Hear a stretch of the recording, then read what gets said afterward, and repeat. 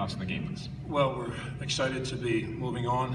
I thought Tulane gave us a great effort. I thought maybe the difference in the game was the amount of times we got to the foul line. I thought we drove it well. We pressed the issue a little bit. We talked about it, but obviously it opened up for us a little bit tonight. So big shots were made. Obi made some big shots. JP Mormon made a big shot. Shiz Alston made some big shots, a couple of big foul shots down the stretch. So, and then the last piece would be just turning it over 6 times, which I think is something we take a lot of pride in, but it doesn't always happen that way. But we're thrilled to be moving on. Okay, we'll take questions for coach and student athletes. Raise your hand and we'll get a microphone to you. And if you would, just please introduce yourself and your media outlet before your question. Questions here in front. Fran, Mark Narducci, the Philadelphia Inquirer. Fran, first of all, can you tell us anything about JP Mormon? You know, they're looking at him now. You know, we're hoping that it's not anything that's real serious, obviously, but we'll find out when we get back in the locker room what the preliminary diagnosis would be. Look, these guys, I didn't see it, but they both said they looked like he just kind of straightened his leg out when he came down, but I didn't see it. Maybe you guys had a better look than I did. The other thing, Obi, you looked to be more aggressive. You didn't hesitate on your shot tonight. You had talked the other day about trying to be more aggressive. Did that just go into your thinking coming in tonight? Yeah, I tried to be as aggressive as possible. My guys did a great job of finding me, and I was able to hit the open shots. So that was just trying to be a little bit more aggressive, attacking the basket as well as with my shooting.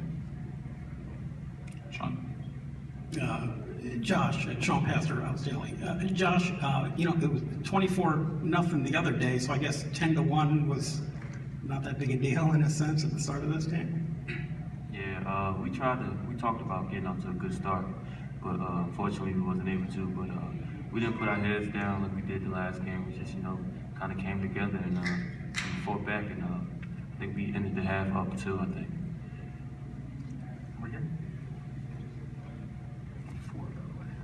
Four, sorry.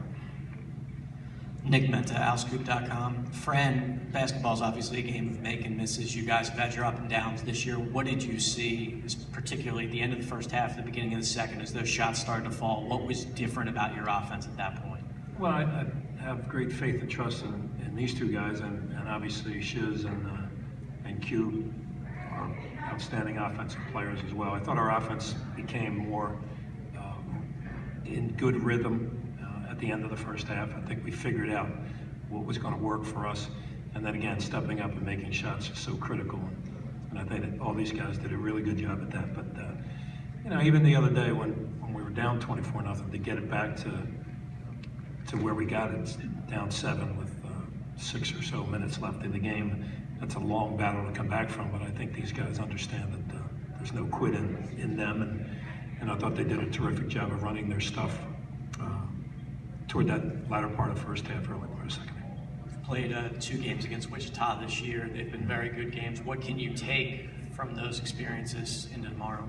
Well, knowing how good they are, but we're going to have to play our best basketball, no question about it, but we're excited to have that opportunity tomorrow.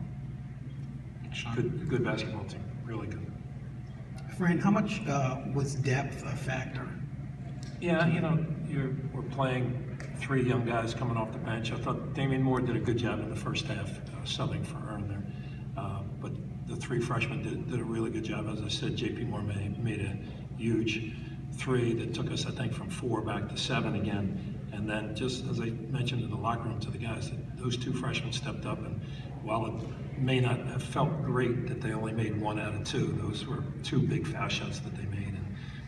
And they're good players. They're going to get better and better as the years go on as well. Obi, what does this do to the team's confidence? I mean, you guys had a tough end of the regular season. What does a win like this do for you guys? It's just a good win. It's good to get a win in the first game, especially against a team like that. So confidence-wise, I think it's going to help us going into tomorrow.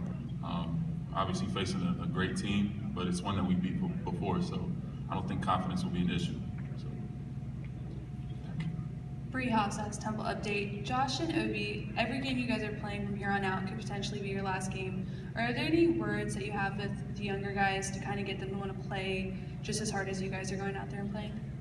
Not necessarily. The stakes are high for them too. They want to play as well as we want to play. So we just trying to just hold ourselves accountable, each of us, and go out there and just try to get the victory. Any other questions for Coach and student athletes? Matt, in front. You guys have played your fair share of close games this year. How does that help out when you get things get a little bit tight like it did down the stretch tonight? Oh, we can take them. Just having that experience.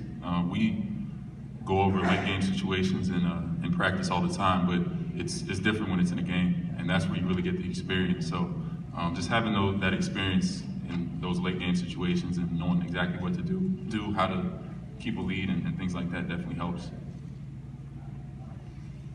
Time for one or two more. All right, Temple, thank you.